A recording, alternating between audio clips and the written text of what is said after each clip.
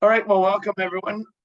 Welcome everyone, and thanks for making the time. We're going to go ahead and hopefully Councillor Rankin can join us a little later on, but wanted to welcome you to the Recreation, Parks and Leisure Committee, and wanted to first welcome Councillor Jim Ferguson from Southgate. He's going to be the liaison between us and Southgate going forward for the next term of council, and welcome, Jim. And thought maybe you could introduce yourself and give us a little bit of a background, and then we'll go around the virtual table and introduce ourselves to you as well. So go ahead and welcome. Hi, thank you very much. Yeah, so like you said, my name's Jim Ferguson. I was born and raised in the Swin Park area, big metropolis. Grew up on a family farm. Now I live out closer towards Holstein. First year as a counselor. I got on this board. I am involved with Mount Forest Minor Hockey. I am on the board right now with Mount Forest Minor Hockey.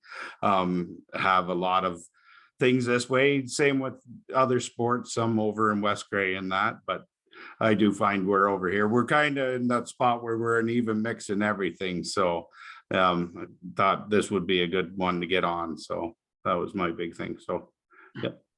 Oh, perfect. Makes sense if you're already involved and you're on the board with minor hockey here in Wellington North and Mount Forest. So again, welcome, and I'll start with you, Mayor Lennox, and then I'll call out your names as I see them as the clock rotates. So go ahead, Andy.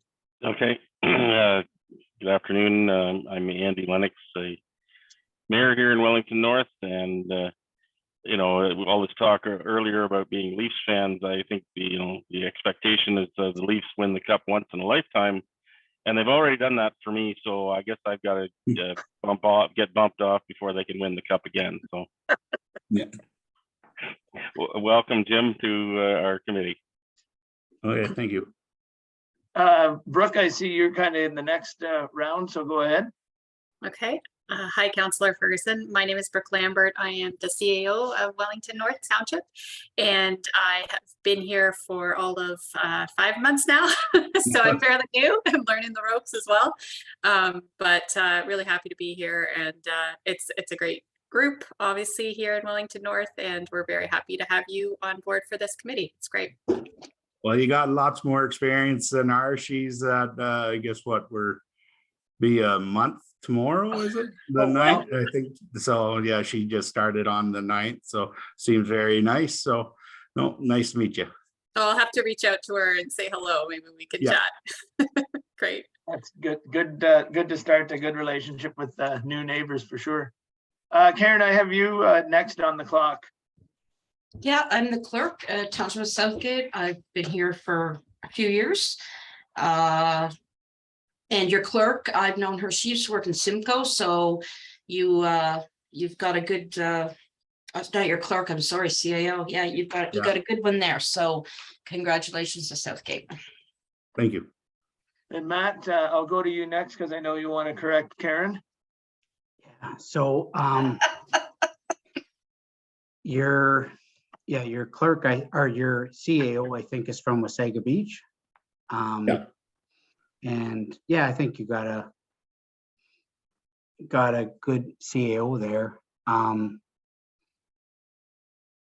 And Karen, what else were you saying? She's the I was saying, she's an okay CAO, but I'm an amazing clerk, right, Matt? Yeah. Okay. Matt's our director of operations here, Councillor Ferguson. Okay. Yep.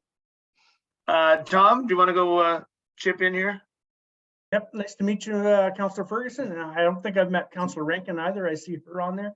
I am the Recreation Service Manager for the Township of Wellington North. Andy, you are kind of aging us because I remember the Leafs winning the cup too. So not good.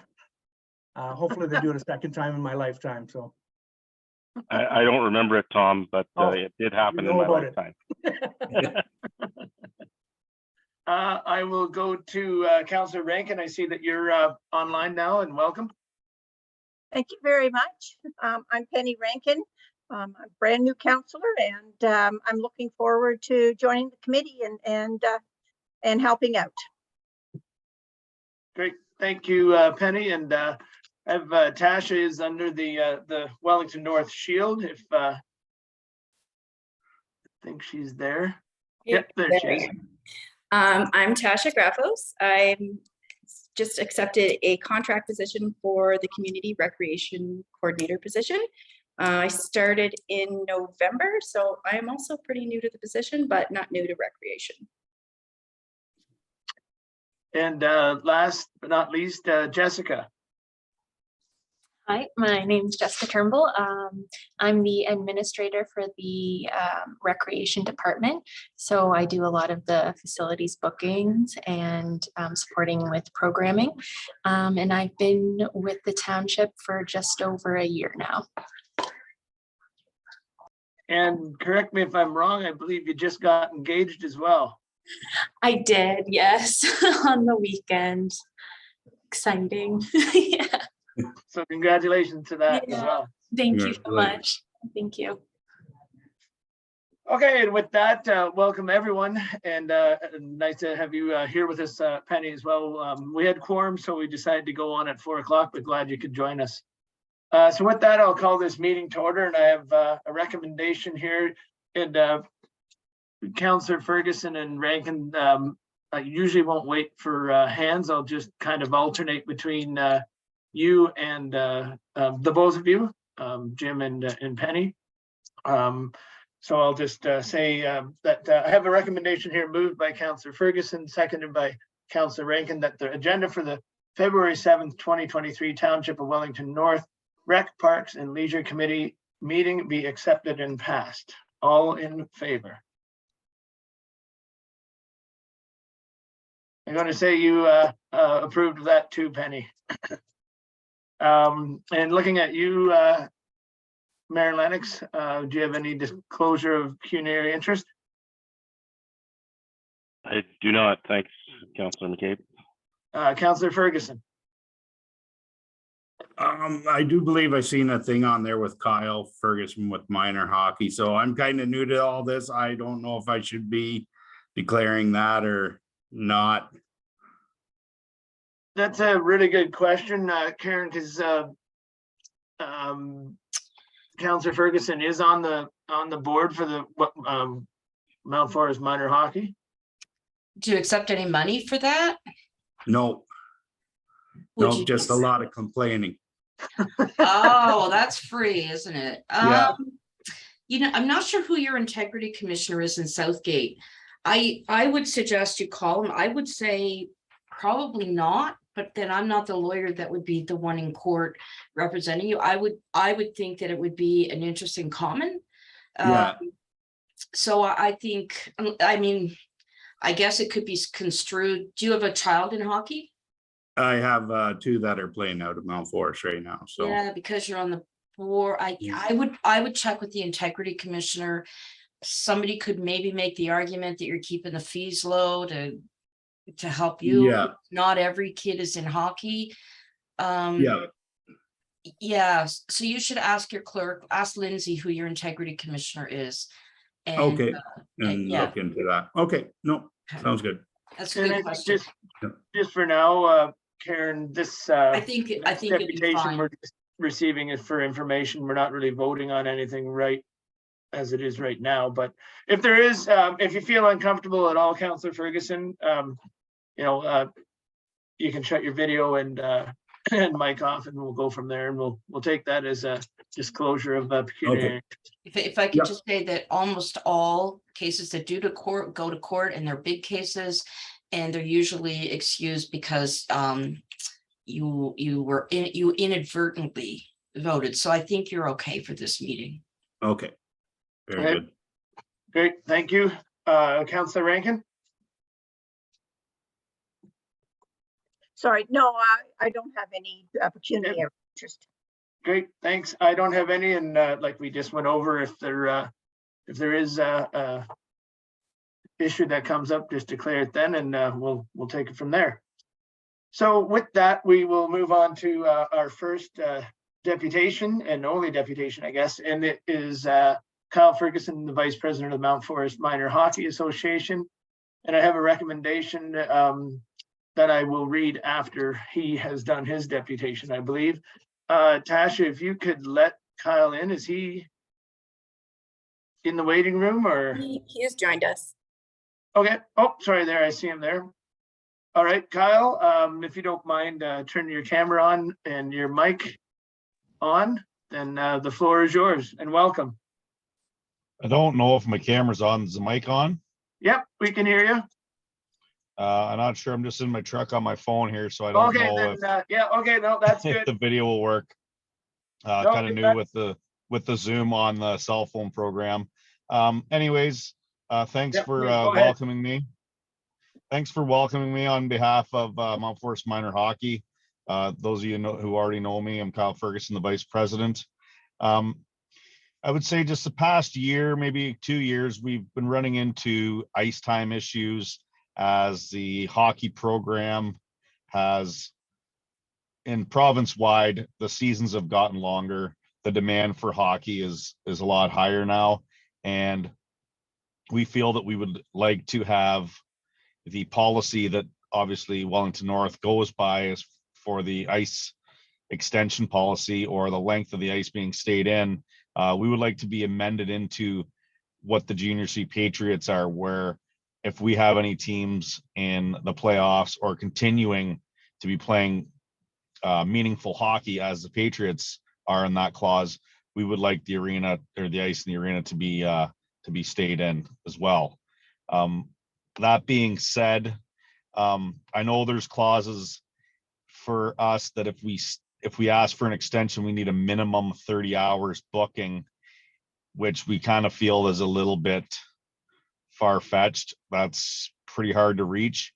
And as us being, overall the primary customers of the arena or the ice itself, and the Patriots probably using not even a quarter of what we rent, they're not required to book 30 hours of ice for their ice to be extended. And we just want to be treated fairly. And it's no fun for our teams to go out and try and source ice anywhere or play championship games in arenas that aren't in our beautiful facility that we have before us.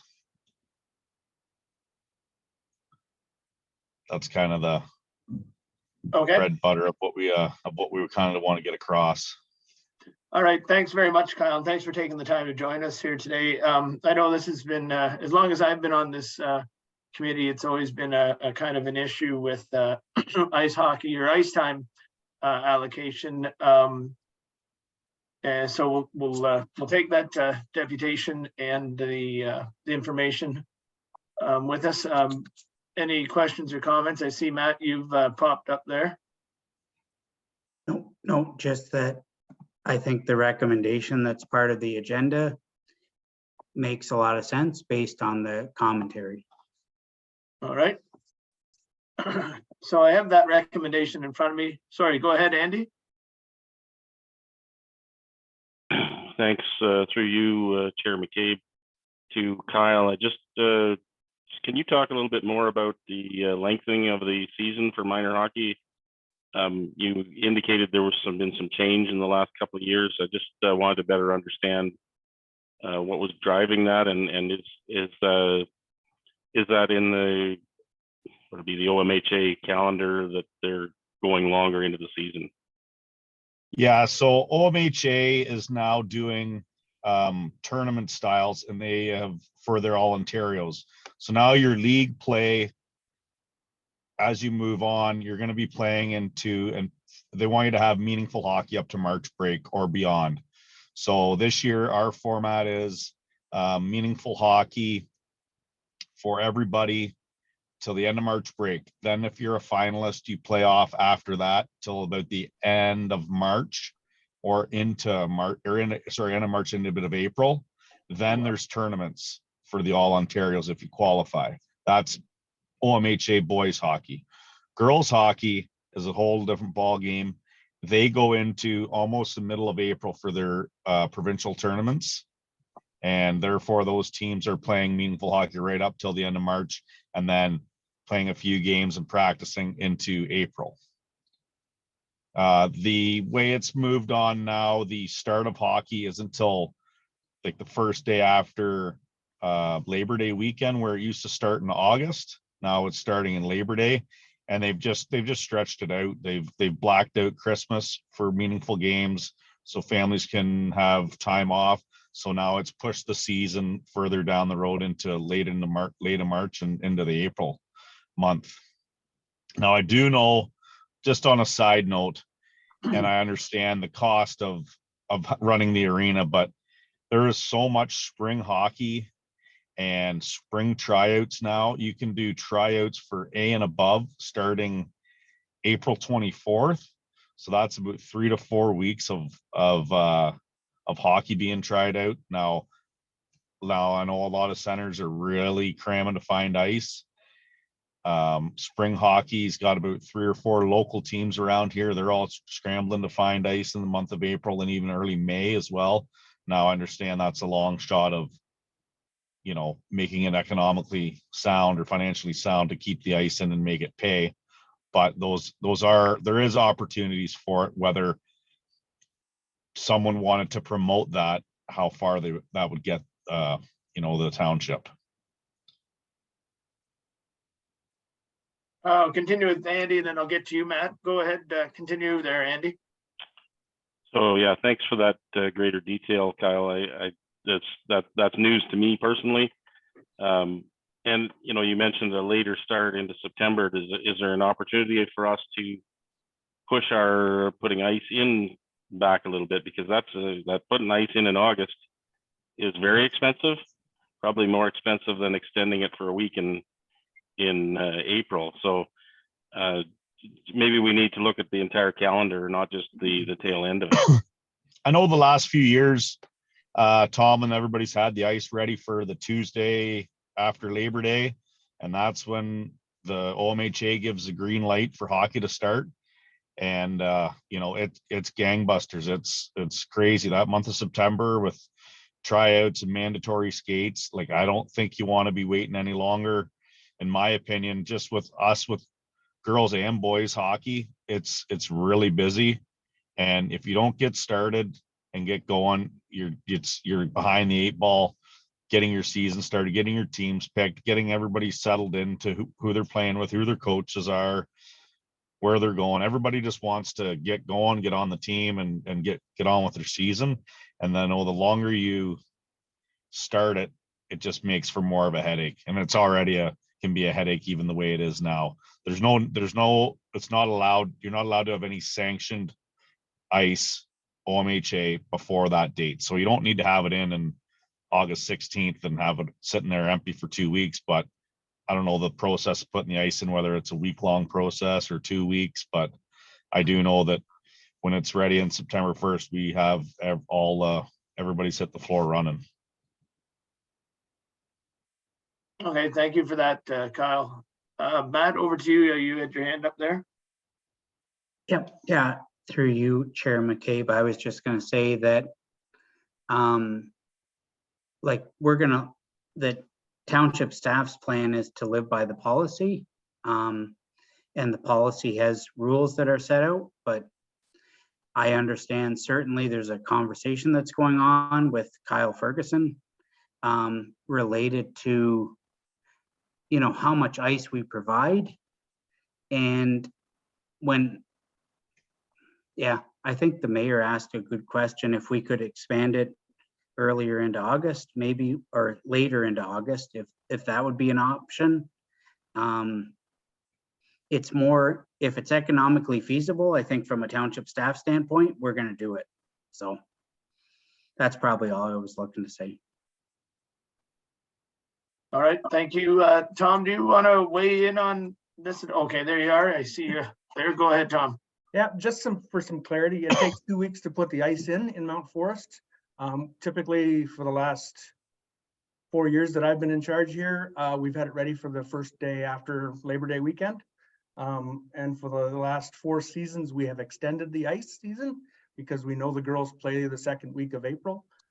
We've always worked with minor hockey to do this Right now, we've set the date this year for April 12th. The ice will come out of Mount Forest, knowing that the girls play, I think the 14th or 13th they start. So they won't be in town anymore. They go to their tournaments out of town. OMHA, and I've checked the dates for them. They do play tournaments, like Kyle said, 17th, 19th, 24th, 26th, 31st and to the 2nd. So we know all those dates. And there are other rinks around that do keep the ice in. Walkerton keeps their ice in for a program up there called Quick Feet. They run that. I've talked to the manager up there. He will be keeping it into mid-May. I've sat down with Casey Barnes out of Center Wellington. They also have a pad down there for practice time because they have A and AA hockey that do tryouts in May. We've been working with them because they're coming up to use our floor in Arthur for hockey next year because they were going to lose a pad for next year. And lacrosse is coming in this spring from Center Wellington too. So we have always worked with Amy, who's a very good ice scheduler for minor hockey. And I hear she's not going to be around next year, which is sad, but we've already talked with her. She will have some ice time for us. We've already pre-booked for that first week of April, 13 hours. So we are out pounding the pavement for other ice times to fill the time. I know Mount Forest minor hockey will probably use 8 hours first week and probably 8 hours the second week. Okay. Thank you, and I'm sure the conversation will continue with Kyle and the rest of the board and Mount Forest minor hockey. Any other questions or comments while we have Kyle here?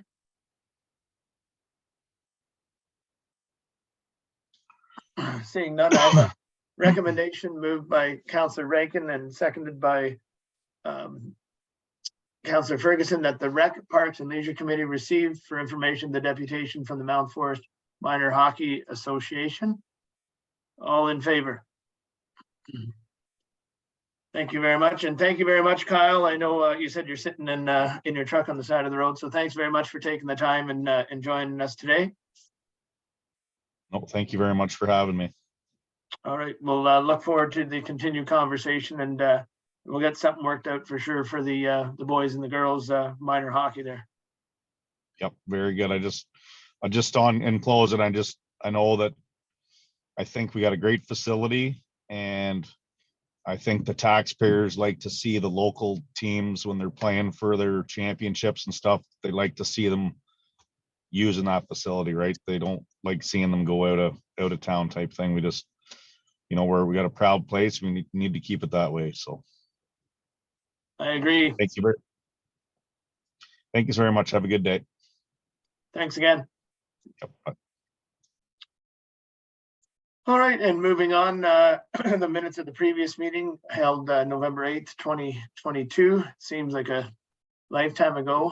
And on December 5th, 2022, I have a recommendation here moved by Councillor Ferguson and seconded by Councillor Rankin that the Rec, Parks and Leisure Committee receive for information the minutes of November 8th, 2022 committee meeting. Any questions or comments on that?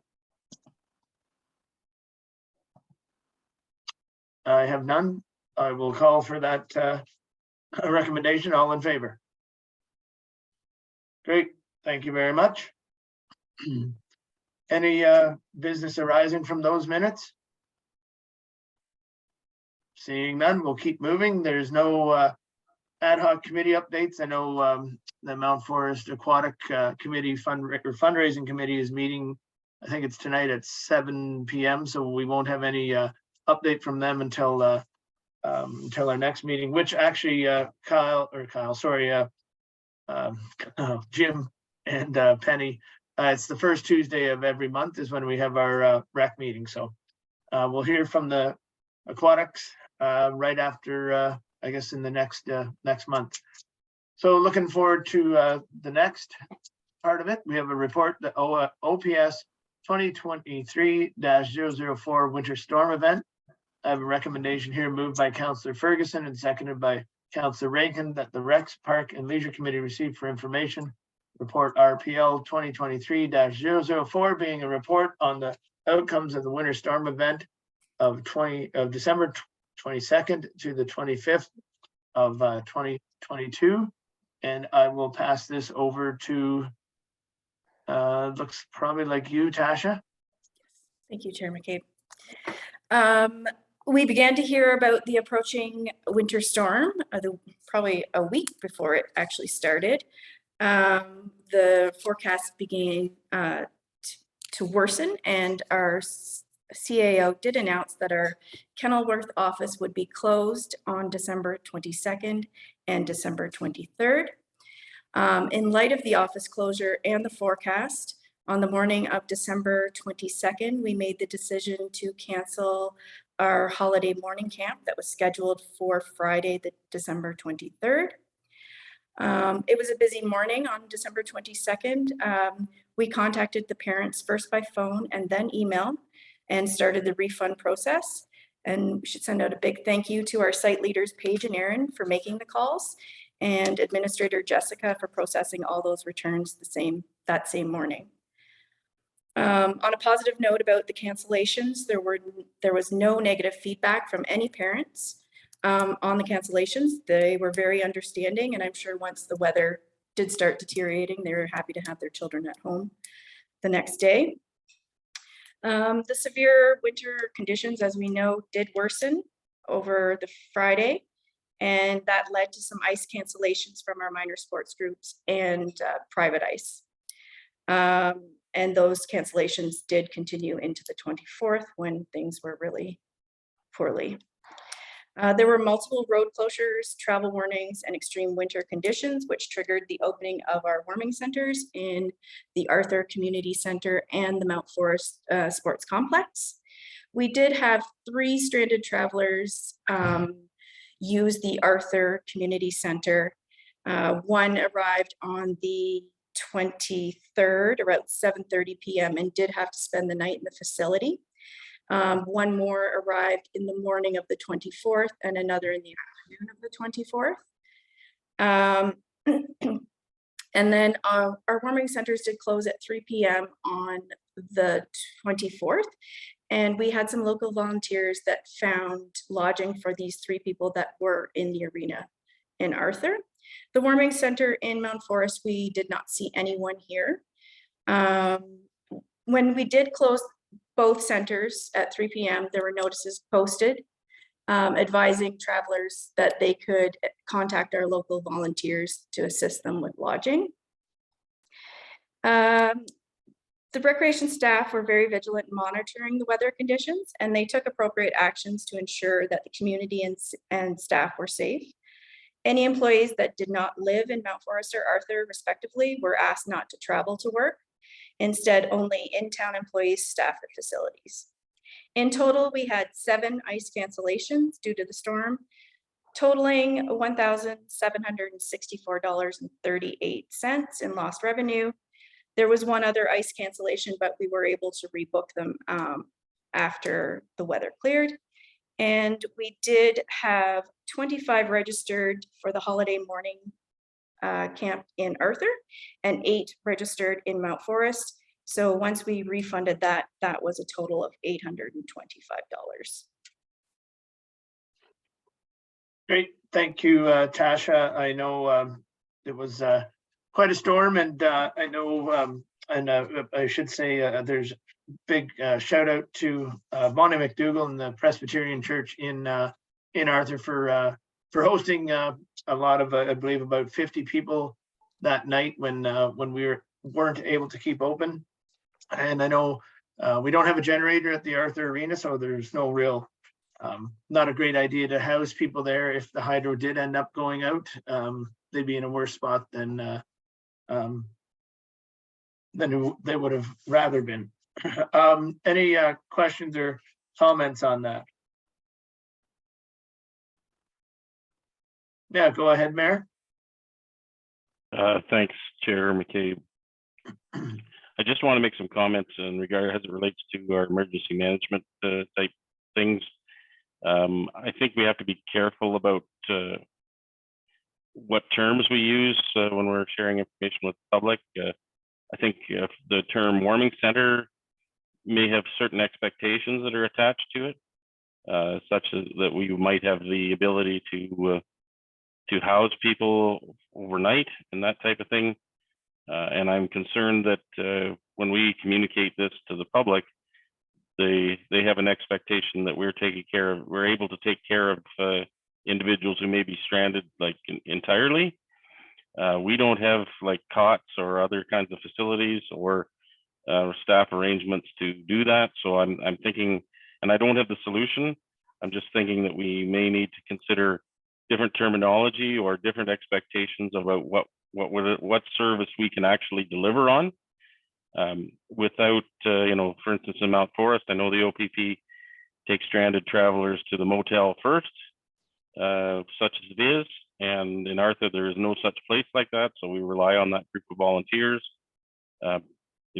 Perhaps something related to coordination, or, if the facility is open, certainly people can come in there and get warm, but we really are not equipped to help serve people throughout the event.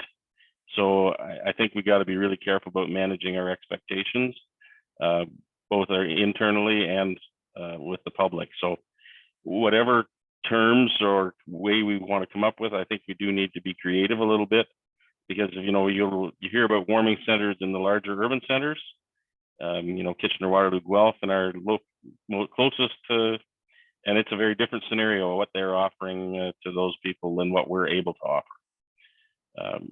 If the road's closed, if Highway 6 is closed, Red Cross is not getting to us from Guelph to provide the shelter cots and those types of things. So the reality is we're just not able to provide that kind of service unless we're going to keep that kind of materials on hand and ready. So if we aren't able to deliver on it, then we've got to be clear about what we are able to deliver on, because we've got a mismatch between what some members of the public expect and what we can actually deliver. You make a good point, Andy, and I wonder if there's, I haven't looked into this too far, but with the county's emergency preparedness, I wonder, do they have, I guess, creative ideas that we can work with some of our volunteer groups like the Presbyterian Church, or can we set up a kind of a program with them so that if this happens again, there's not that expectation that the Arthur Arena or Mount Forest, for that matter, are seen as warming centers. What I guess, what would the county's role be in all of this? So I see Brooke has her hand up. Yep, sorry, I didn't see that. Sorry, go ahead, Brooke. Through you, Chair McCabe. So the conversations that I've had with the various groups, both during the event and then afterwards, the points that Mayor Lennox makes about communication and kind of clarity around expectations is really important. So when the OPP asked us to open the warming center in Arthur, we did reach out to the Red Cross, and yes, that assistance was not available. So we very quickly realized, okay, yeah, there is not the same capacity. And it became, there were certainly challenges in our rec staff staffing that, and some other concerns, just about having limited staff there with members of the public. When I chatted with Bonnie McDougall, I actually met with her and her husband last week, I think a week ago. No, yeah, like a week ago Monday. They had some really interesting insights in terms of how their volunteer network operates. They said that the next time they have that type of event, they probably will just open the church right away, regardless of what the municipality does. Because I think that is kind of the kickstart of their response, is having that central location where people can either meet or bring things and coordinate from. So they seem to be quite prepared to continue with offering that kind of community to community response, and definitely don't want, I think they like the autonomy that they have to just do what they need to do and reach out to the community in the ways that they have to fit the, to fill the needs. So they're very proactive. I think what they were hoping from us maybe next time, now that we've made that connection, they'll provide a great source of information and intel, I think, to us. And then they would look to us and the county for that broader, streamlined kind of communication about what's going on and what people should be doing or not doing in terms of coming into the area, and really making sure that that is very clear for people. Because again, you know, when you don't have that consistency of messaging, sometimes people, you know, just they make choices that they wouldn't have made if they would have heard other things. So I would say that the biggest lessons learned was just that making that connection so they know they can call the township. I gave them my name. I mean, I think because I would be the one primarily responding, I'd like to get that information. So they would contact me directly to let me know if they need anything, in which case we could, you know, try to offer assistance similar to kind of what the community was doing in terms of offering assistance. If they needed a playpen, or I asked them if the church had a generator, and it doesn't, but she seemed fairly confident that if they needed a generator, someone would bring one. So, but maybe we could do a little bit more on that. That said, they do like to operate fairly independently. So I think that was a really important message that I took away. And then, you know, on our end, it's really about the communication and the coordination of all the other elements, and trying to work with the county with their resources, and just making sure we're aligned and everyone has the information that they need to make the proper decisions.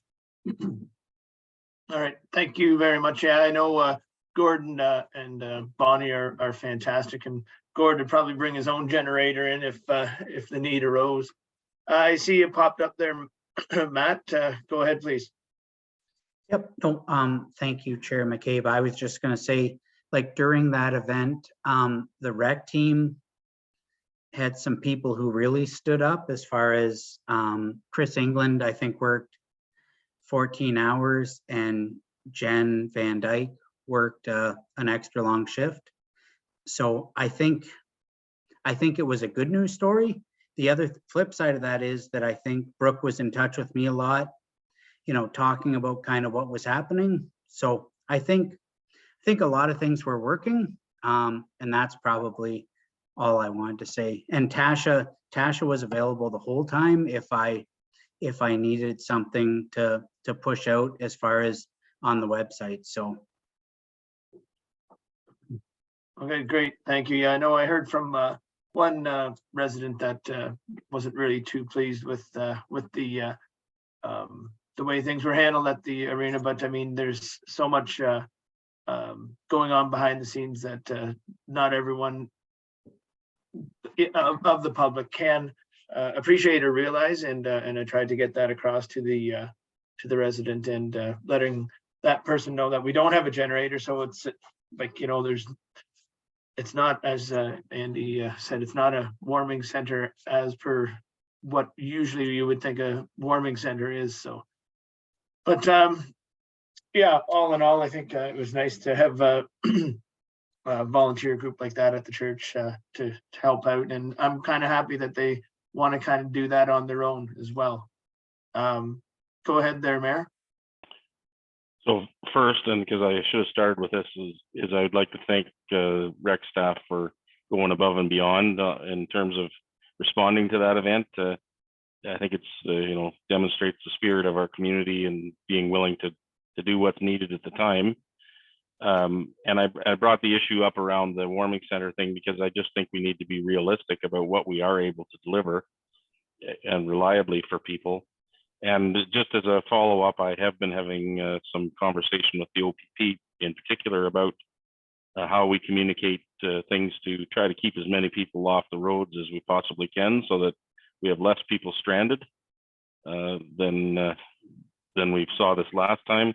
Because I know myself, when I was looking at some of the public communication, I think, well, it must not be so bad in Wellington County based on the information compared to other communities around us. And if I'm thinking that, and I'm an insider, what's everybody else thinking?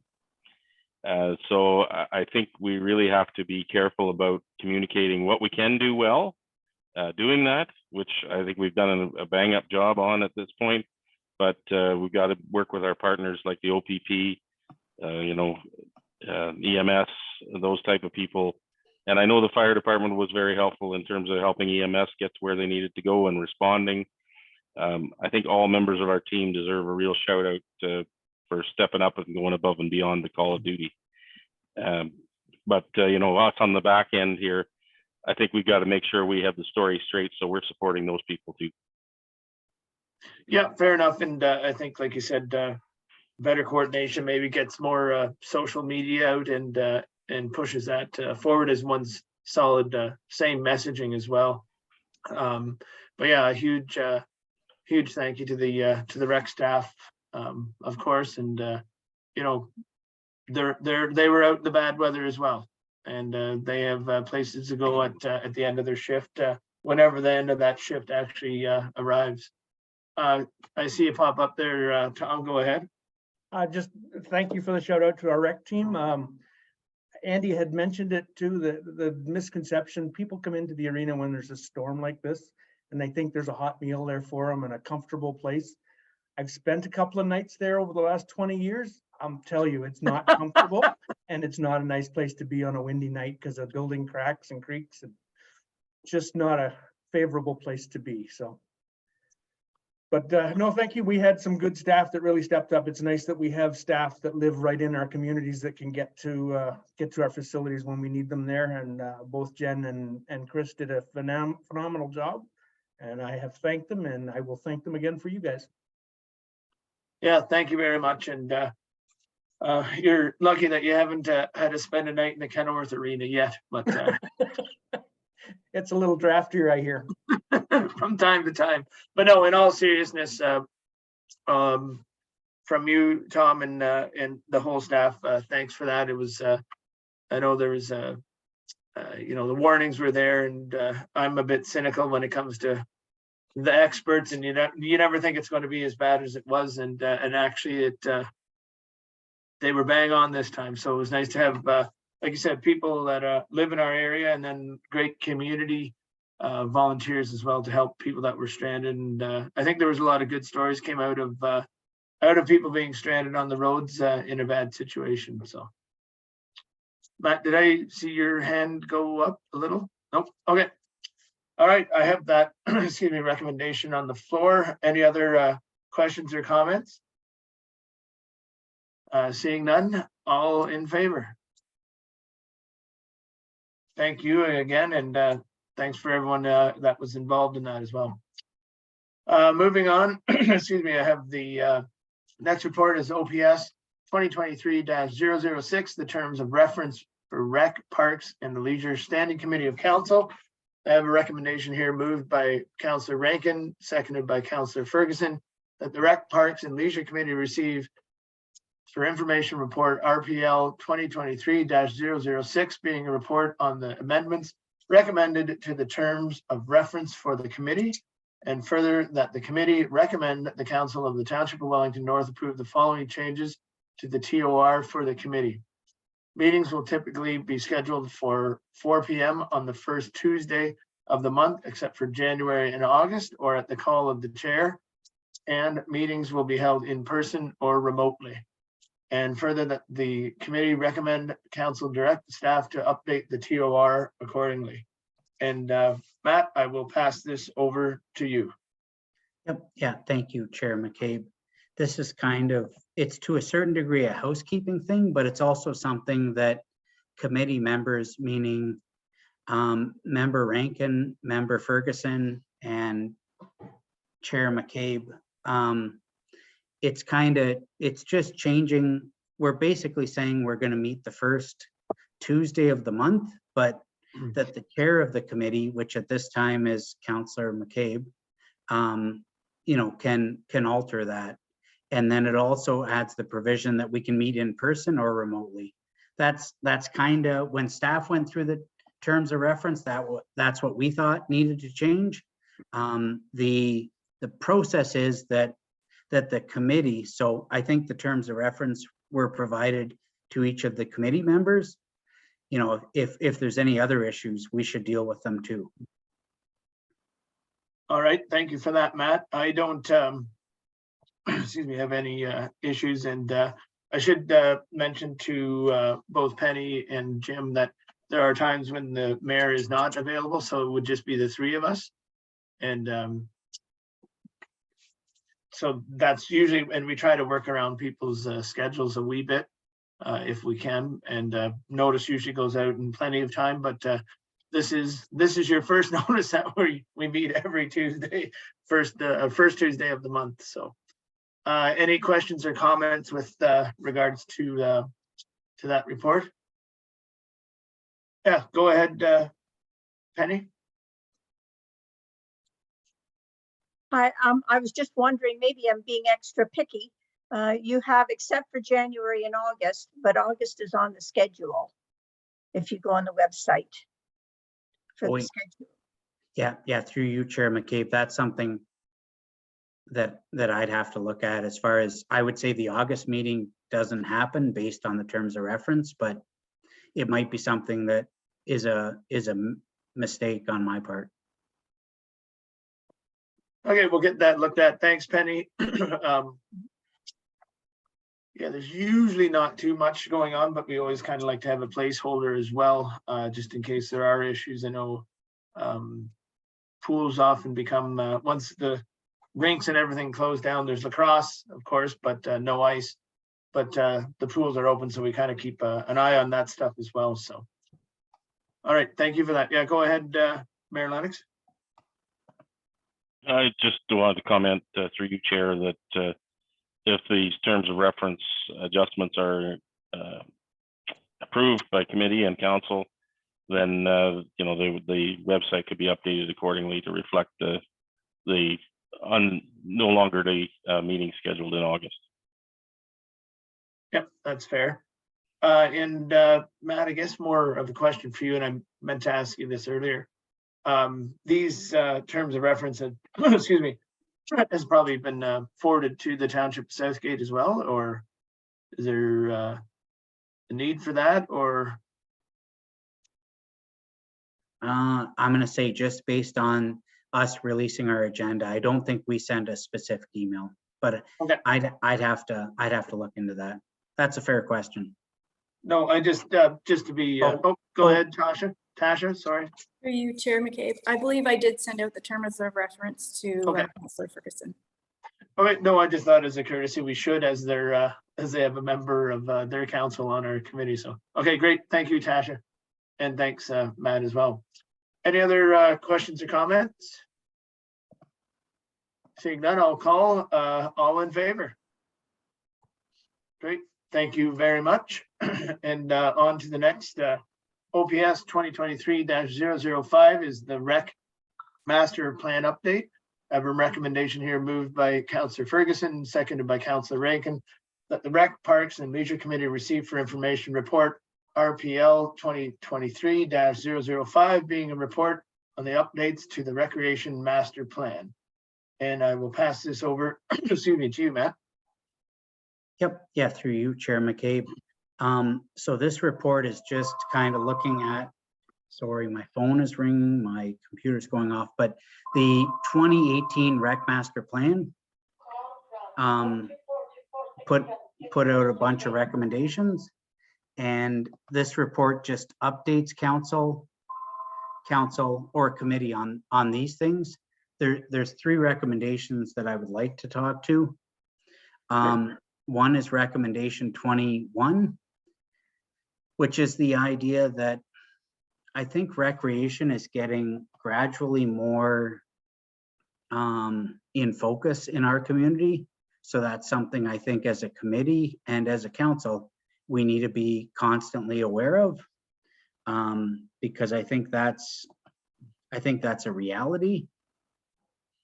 Recommendation 26, undertake refresh the arena component of the Arthur Area Community Center. So in a couple weeks, council is going to be asked to replace the roof of the Arthur Arena. I'm very hopeful that council will support that, because if we don't get a new roof, we might not have a new arena. Like, well, not new arena, but we might not have an arena. So, and then the third one is Yeah, the pool. I think the pool is a big conversation. And I'm pretty sure I'm going to be talking about it later tonight too. So Yep. I think that's something that members of council need to start thinking about seriously. I guess based on what I've looked back on as it relates to, say, Wellington North Healthcare and the donation we gave to them, we're talking about something that's in eightfold of that. Like, it's going to be a big number. And I think we took a little bit of feedback as it relates to that donation. But maybe I'm not explaining myself well. What was the feedback there, Matt? Oh, I think the tax department took a lot of comments related to the $250,000 donation that we gave to North Wellington Healthcare. And I think I personally think it was a good decision. I just think it's something that as a council, as it relates to a pool, it's a harder conversation. You're talking about Louise Marshall back a number of years ago? Yeah. Yeah. It was a 4-year. Yeah, special Yeah. levy. Correct. Yeah, okay, So- I just wanted to make sure that's what you're telling. I hadn't heard of any other donation to them in Yep. that amount, so. Yeah, I think those numbered issues on the rec plan are something that we need to discuss. And I mean, the pool is one, obviously. The Arthur Arena roof is, again, another one that, like you said, no roof, no arena. Like, that's just black and white right there.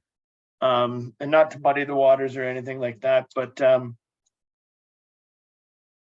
where I would like to see where the Optimus outdoor pad would fall into this rec plan. I think it's, I know we've talked about it back, I think it was back in April of last year. I think we had the Optimus come to the meeting, and just want to know where that plays into the rec plan, because I think it's again, they have the boards up right now. Hasn't been great weather for making ice. And Penny and Jim should say they actually have our old boards from the old arena in Arthur, and they set them up for an outdoor rink, and they Optimus flood and light the they don't light it, but they flood the ice and kind of maintain it. There has been talk about the Optimus wanting a spot in the Arthur Arena Fairgrounds area for for a cement pad that could be a multi-use all year for ball hockey, and then ice hockey in the winter. They're bringing that up again, and I think, like I said, the last time we talked about it was, I think, back in April. So I'd like to get that kind of into the rec plan as we go forward as well. Just get that like time wise, and I guess a location is what I think the Optimists are looking at right now, or have in the back of their head. So we would like to give them some guidance on that as well. But yeah, with the pool, I know we're going to be chatting about it a little further down the list here. Any other questions or comments? Yeah, go ahead, Andy. Thanks, Chair McCabe. And I guess, hindsight is always 2020, but, I think about the rec master plan process we went through. I guess it's getting close to 5 years ago, and we laid out quite a number of initiatives in that plan that our residents or stakeholders wanted to see us get involved in. And, we're talking about the reality of the arena roof and the pool. I guess maybe, and I heard, during the election campaign, some candidates talking about expanding recreation offerings. And I think we're at a point, maybe it's time to do a refresh or revisit the rec master plan and make sure that that's still, our plan going forward. I mean, we've had a number of sort of ad hoc initiatives come forward over the last number of years since we did that, which have been outside of what we've anticipated in the master plan. And I struggle with, you know, how do we manage all those expectations? We have the expectations we've set by having a master plan, and then we have expectations of community groups bringing initiatives forward that were not in the master plan, that we have no planning for. And I guess if we're going to do a refresh, which is what I'm kind of recommending, I'd like to see us take it a step further and include life cycle costing for some of the initiatives in the master plan to make sure that it's an affordable plan for residents. And if it's not affordable from a tax-based perspective, then we can look at other alternatives. But to expect that we're going to keep adding more and more and more, I think is unfair to the taxpayers without a prioritization exercise to go with it. Yeah, and I agree with you. I think, and it is fantastic. I mean, the splash pads that have been in place in Mount Forest and Arthur are fantastic, and all of the stuff that like the skateboard parks as well, like they're fantastic. And I mean, you look at the pool or you look at the Arthur Arena, and the upfront cost is say X amount of dollars, but then there's the cost of upkeep. How long is the roof gonna last? How long would the pool last?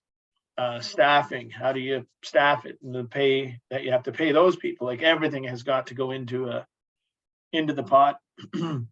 Excuse me. And I would be another reason I think to update the rec master plan is there's a lot of things that are completed that we can actually take off the list, which I think is a good sign as well. There's a lot that are ongoing, and I think a fresh update for our residents to see would be well, just like I said, just an update for them. And then there's some things that are completely washed off because they're no longer in existence. So yeah, I think an update of that would be a good exercise for sure.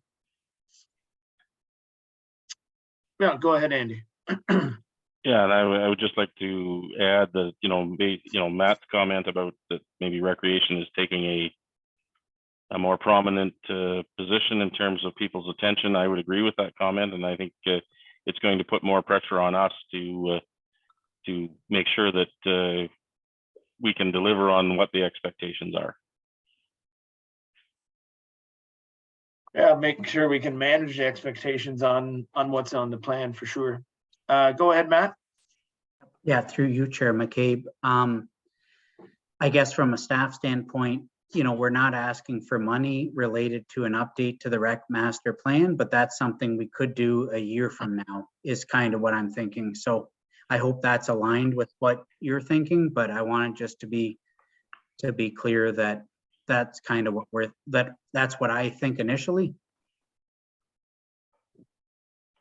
I'll go to you first, Brooke, and then you, Andy.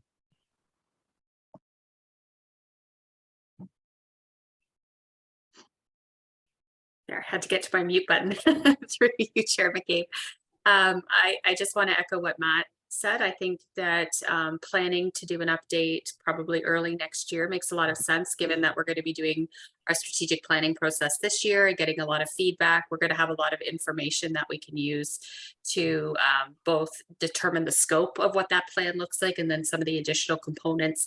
Hopefully we'll also have our asset manager in place, because I think what you're talking about in terms of life cycle costing and some of those elements, that would be a really nice tie-in with what we need to do more broadly for our facilities anyway. So I think Matt's proposed a really good recommendation in terms of timing.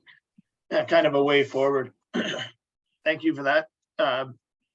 Mayor Lennox. Thanks, Chair. I just, I didn't have any expectations of immediately being able to do an update. Certainly next year would be more than fine. I just bring it up particularly at this moment in time because, the Optimist concrete pad that is being proposed in Arthur is not identified in the rec master plan.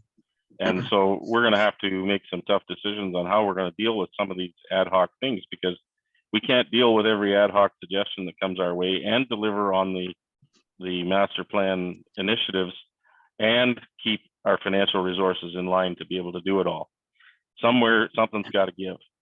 And we got to figure out what that is.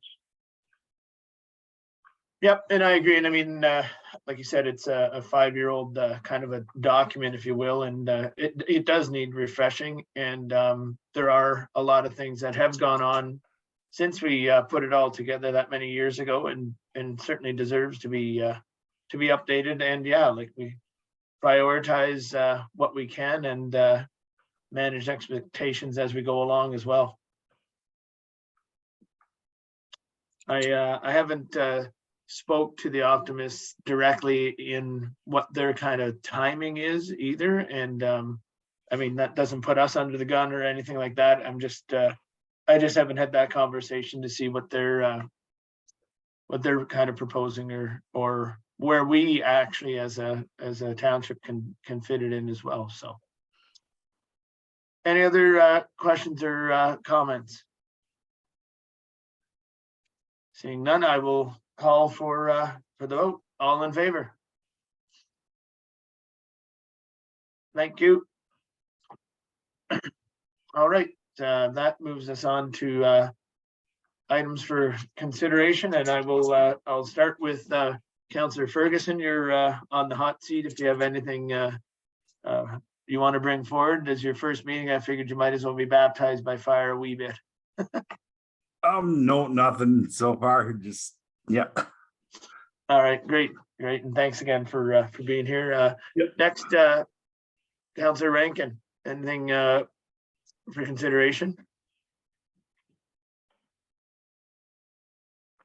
No, I don't think so. I'm interested in helping to work on the master plan next year, and the projects that you have going now, I'm really looking forward to being part of. Okay, great, thank you. Mayor Lennox. Thanks, Chair. I don't have anything in particular at this point. Thanks.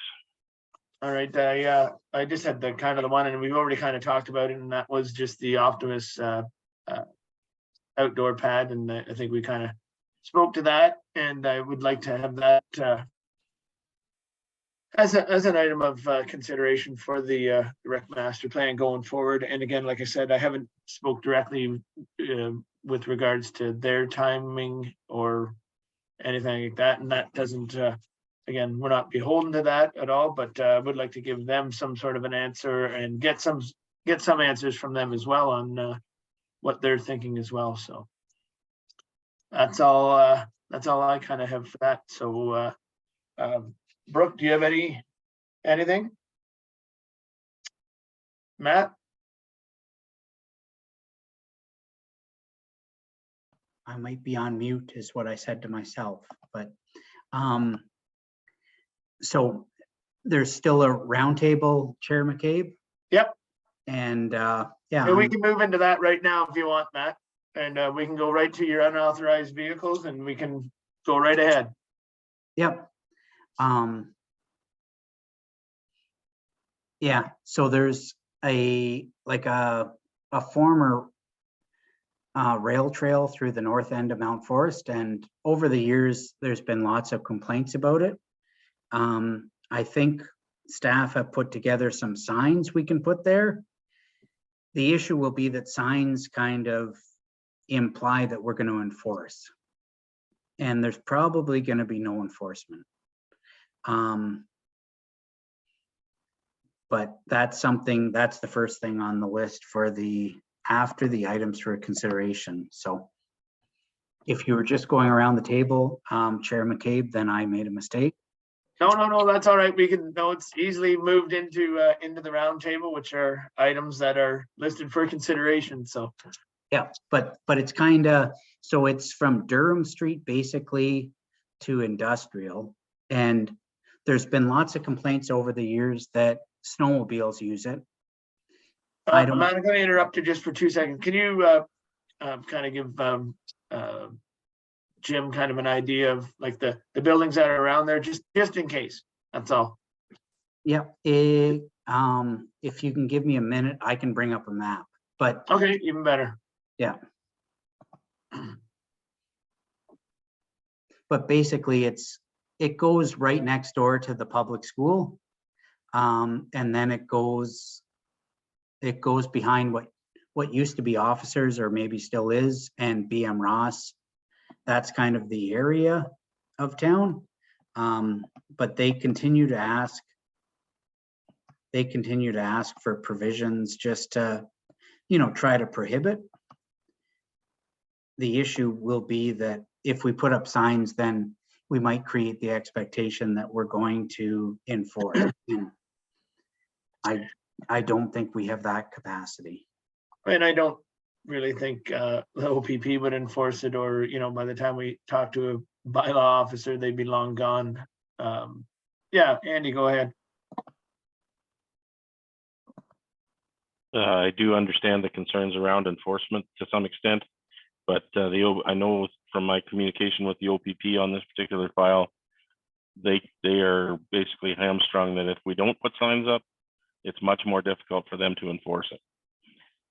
So yes, catching an ATV or a snowmobile that's whipping through there is maybe difficult, but there are occasions when they can identify who those people are.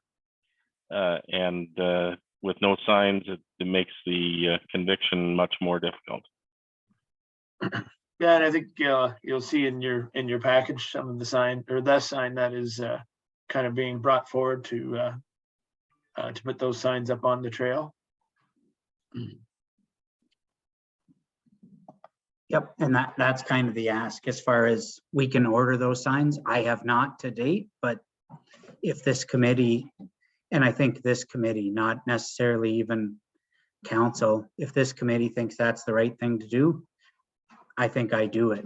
But I wanted to have this conversation.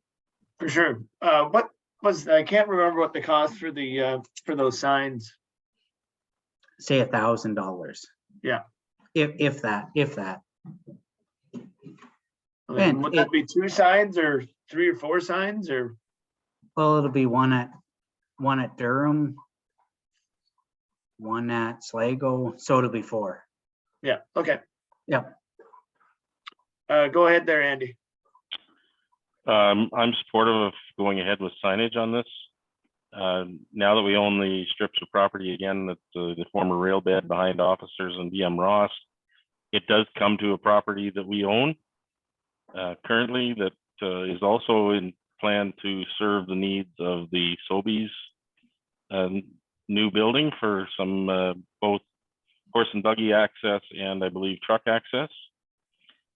So we need to be thoughtful, in my opinion, about how if there's people using this as pedestrians, how do we direct them to a sidewalk, or rather than, because the next property to the east is the ambulance station, and we do not own the railway right of way there, which would connect directly with industrial.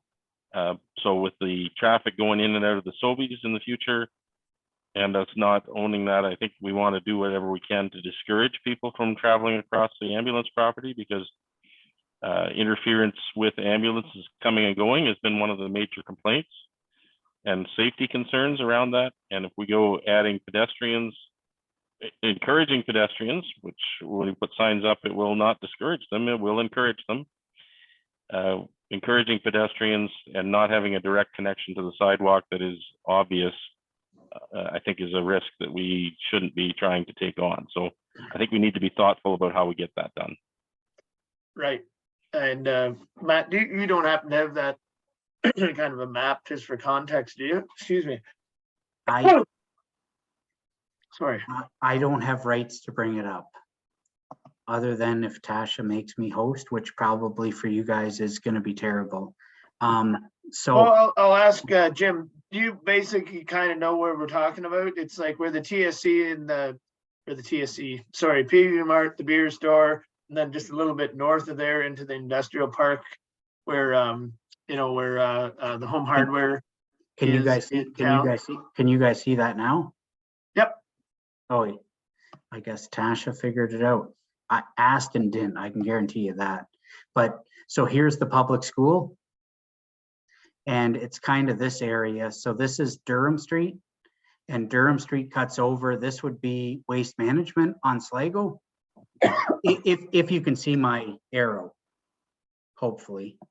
And then the township has purchased behind officers, and we're working on purchasing behind BM Ross, but the idea would be like one sign here, one sign here, and then, you know, one sign at Sligo and one sign at Durham.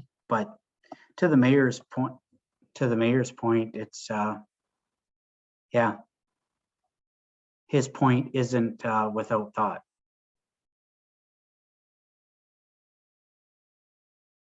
But that's kind of, Chair McCabe, is there anything else you'd like me to show you as it relates to that? Excuse me. I don't have anything else to add. No, I think that's kind of gives a good visualization of where we're talking.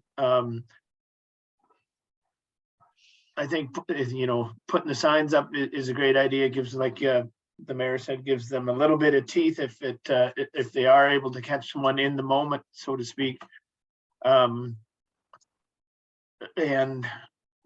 encouraging people to walk on trails it's like a 50-50. I don't know how you don't do it, and I don't know how you do it. So it's a bit of a catch there as well.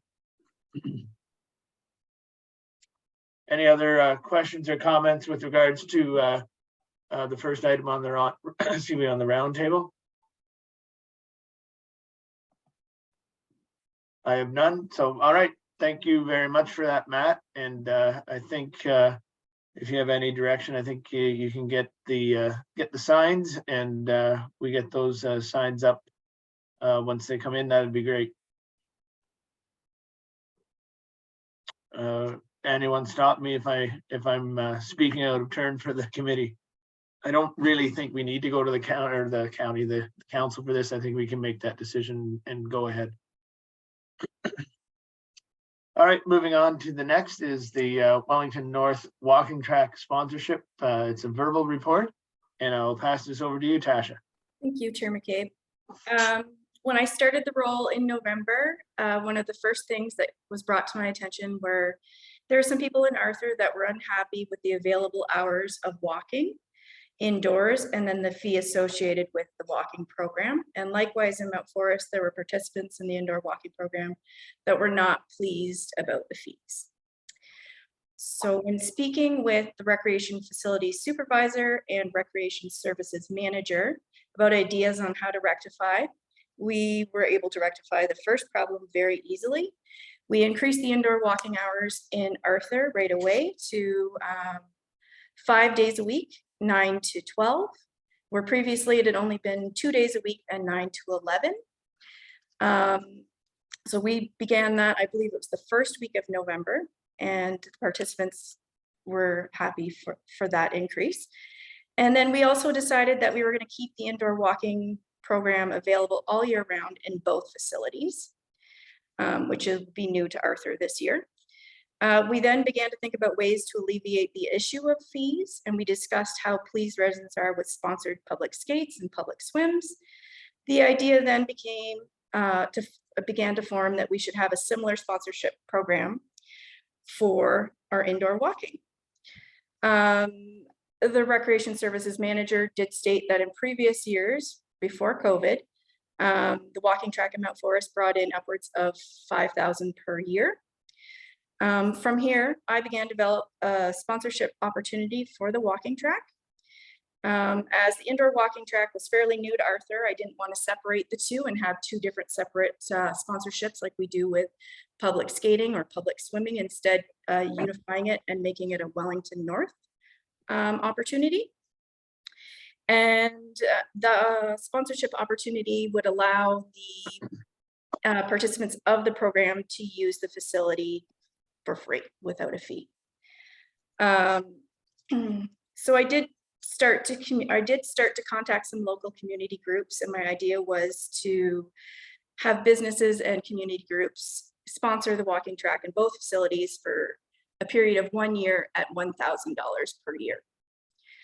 I was fairly lucky in my approaches. I had somebody even ready to donate right away. So I do have 6 sponsors wow. right now. So those sponsors are BM Ross, Canadian Flat Roof Systems, Lions Club of Arthur, Lions Club of Mount Forest, Branch 134 Catch the Ace Committee, and the Senior Center for Excellence. Wow, So thank you. They were well done. all the groups were really happy because participants of these community groups are the ones benefiting directly from this sponsorship. So and a lot of the participants of the program are older adults, and these are often the ones that are donating to the Lions and taking part in all those programs that are offered. So we will officially introduce the program on March 1st, and the program will run from March 1st to February 29th of 2024. I have unofficially launched the program, and participants are now using the facility without a fee. It's been obviously very well received. We've received some really good feedback. Good. Our walkers in Arthur has gone from sometimes 0 to 1 to 3 walkers a day, and now we're upwards of 10 a day using that facility. And that's only through word of mouth. I haven't done any advertising on the sponsorship yet. And I think once we officially launch the program, we will see even more people using our facilities. Currently working with local sign companies to have signage placed in both centers. We're going to have 2 18 by 24s in both centers that have a thank you and their corporate logo. And then I'm going to do a walking track ad in Mount Forest as well. The feedback has been great. Everyone's very happy about it. Everyone's also talked to a few of our walkers about the year-round walking. And at first people didn't really see the point, but I mentioned the heat, rain, and I think people recovering from surgeries that need the steady ground, everything. So people have been really, really happy about it. So I would like to send a big thank you out to those generous sponsors that are taking care of this fee for our program users. The next step for this program would be amending the rates and fees bylaw. But there is one other amendment I would like to make with that when we do that, and then that is just changing the wording for the advertising. In speaking with the sign companies for this project, they brought to my attention some other ideas that could work really well in our facilities. And I would just like to move to have the wording changed in the fees and the rates and fees bylaw to be a more general advertising. So the Mount Forest facility and field advertising, and Arthur facility and field advertising. And because all of our rates are $395 per year right now, and that would just open up more opportunities for different types of advertising rather than keeping it as a board or walking track ad.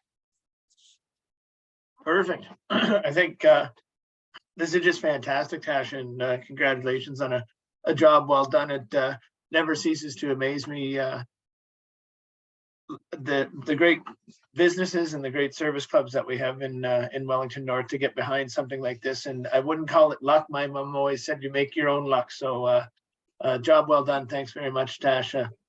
And I gotta kind of laugh that it's it starts on March kind of reminds me of people that are doing what they're doing on the track. So March on is a pretty good timing for this. So well done. I know a couple people in Arthur that'll be happy when I send them an email tonight telling them about this sponsorship. Any questions or comments on a job well done for Tasha and the walking track, both in Mount Forest and Arthur? Yeah, go ahead, Matt. Yep, through you, Chair McCabe. First and foremost, I would say that Tom and Tasha have really taken this on and kind of, developed something that wasn't previously available. The only thing that I would argue with Tasha about, and she'll love this, is when there's a nice sidewalk on Cork Street, I'm not sure over the summer I'm walking in the arena, but that's just me. I'm throwing it out there. Well, you'll have the option. Yeah, options are good. I agree with that. Thanks, thanks, Matt. And this is open to Southgate residents as well, Jim. Should let you know that too. Any questions or comments? All right, great. Thanks for a great job, and Tasha, of course, and thanks, Tom, as well, making literally making something out of nothing, which is pretty cool. And I mean, this is a great opportunity for, like you said, not only some of the seniors in our area, but for anyone. I mean, like, it's a messy day out. Family with a young carriage or a baby carriage can go inside and get some exercise in. So another great amenity for the people in Wellington North and in Southgate. So thanks very much for that. And moving on with that, Tom, I will go over to you with regards to the ice extension. Yeah, I kind of maybe talked about this already.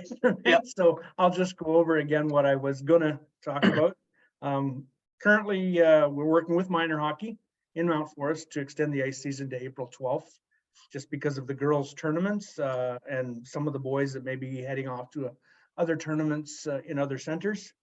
Currently, we have a tournament booked for April 1st. It's a Mennonite tournament. They've asked for the ice from 9 to 5. We've got Ring Ed on board with, I think they're going to use 2 or 3 hours of ice time for practices for their tournament too. They usually have tournaments the same time as the local girls tournaments.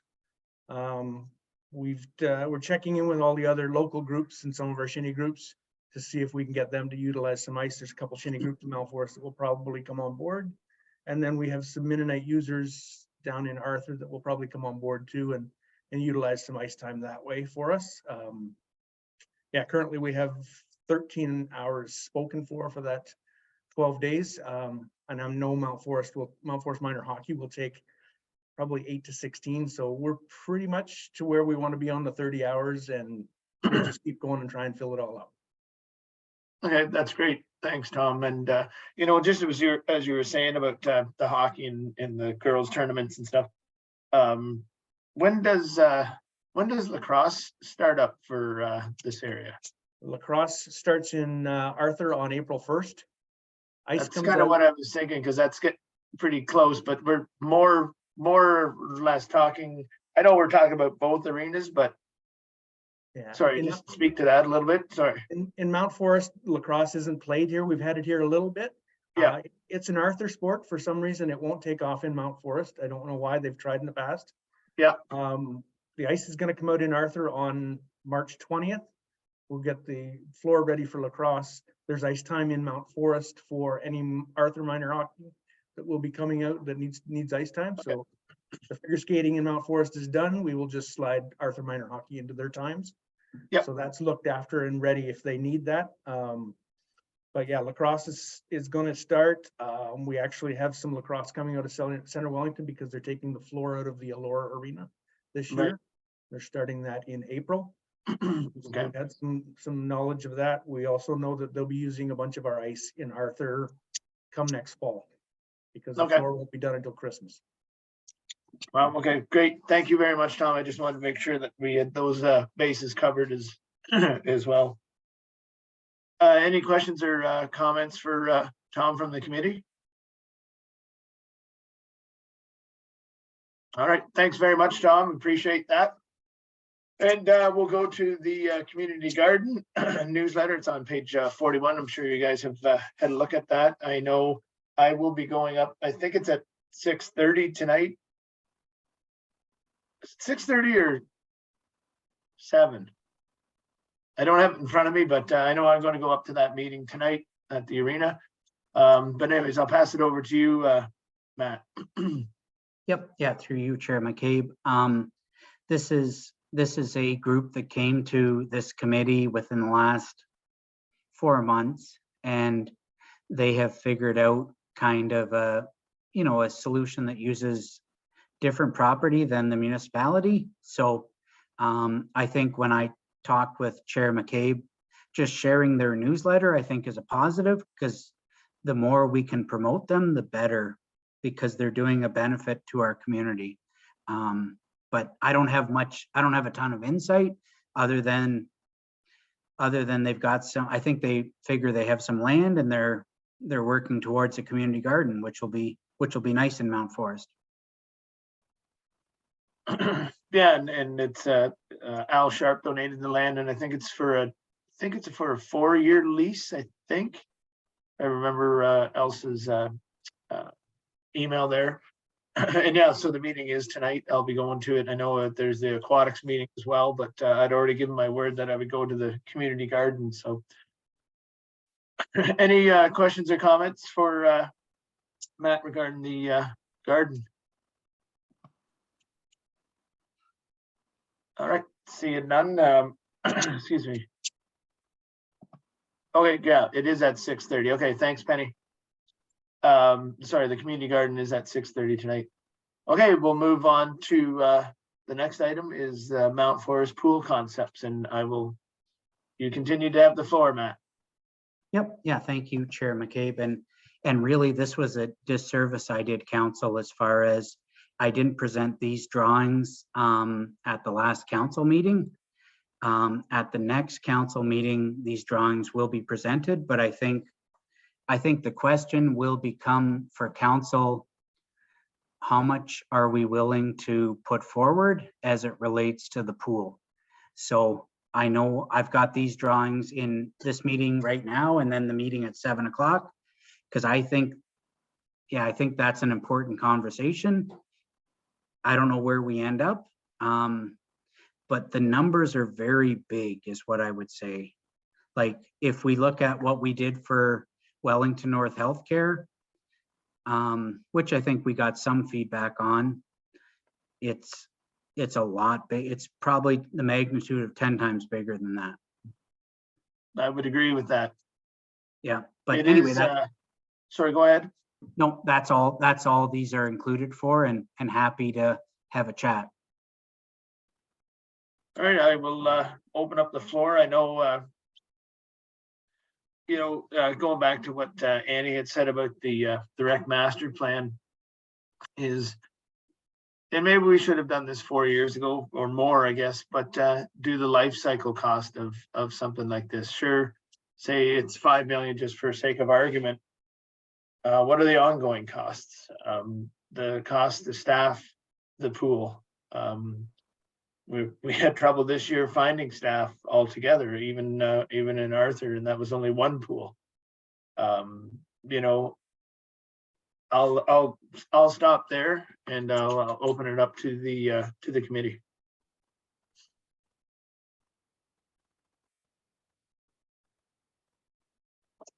Don't all rush in at once. Yeah, go ahead, Andy.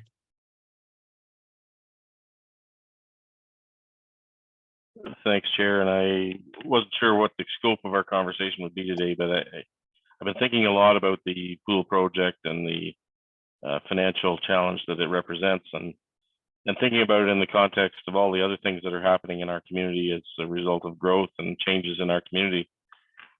And I think really, in order to make an educated decision about how much, we can spitball the amount that we think council should contribute to that project on behalf of the taxpayers of the township. But in order to make a really good decision, we're going to need a longer term view in terms of the financial implications of that pool, plus many other projects such as a fire hall, a works yard, and water towers, sewage treatment plants, wells. We could reach our borrowing limit to be able to fund all this stuff.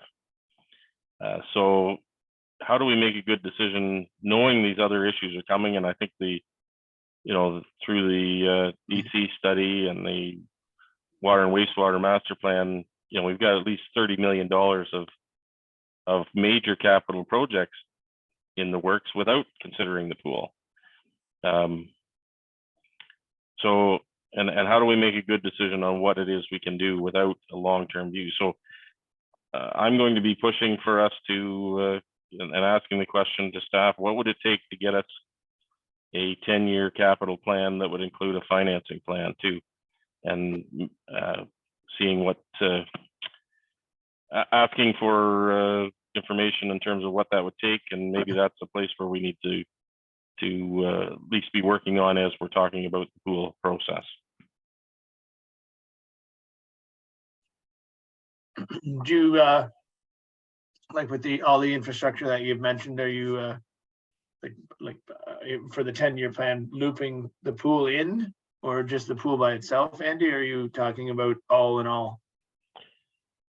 I think we're at a point in time where we can't just do things incrementally anymore. Like, we've been a community that's been growing modestly with minimal change from year to year in our community. And we've been budgeting on a year-to-year basis with an eye to the future. But if we don't start having a clear picture of what the implications of some of these projects are, I think it's not going to help us. I think we need it to help us plan. And I also think we need it to help us explain to our residents, if we're going to go borrow $25 or $30 million, we better be able to explain to them why we need to and what it's for, and rationalize that we have a plan. This isn't just reckless spending. And on top of that, in terms of dealing with the development community, we need to have the tools to say, look, guys, province has hamstrung us on development charges. You want development to happen here, you're going to have to come to the table. Because the idea to me of asking our residents to pick up the cost of development just isn't on for me. Yeah, and you know, it's an advantage, I think, to the developers as well to sell houses or build developments that, oh, well, we have a pool here. So if we have a pool here, I think I agree with you. I think they have to share a bit of the load as well. Any other comments or questions? Yeah, go ahead, Brooke.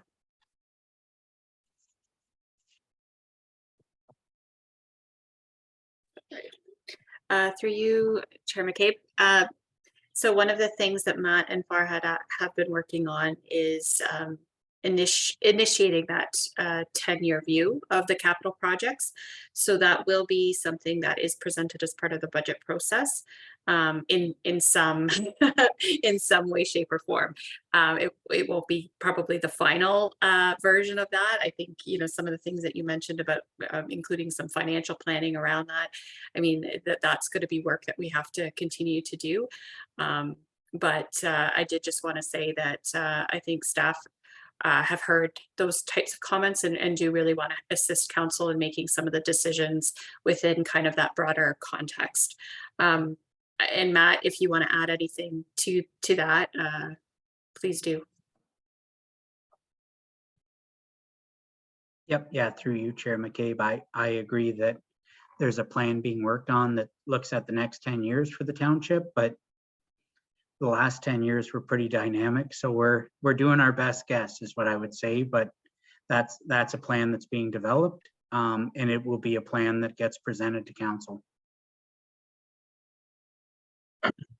What kind of a timeline are you both thinking of?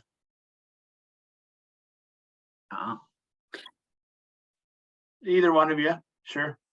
Yeah.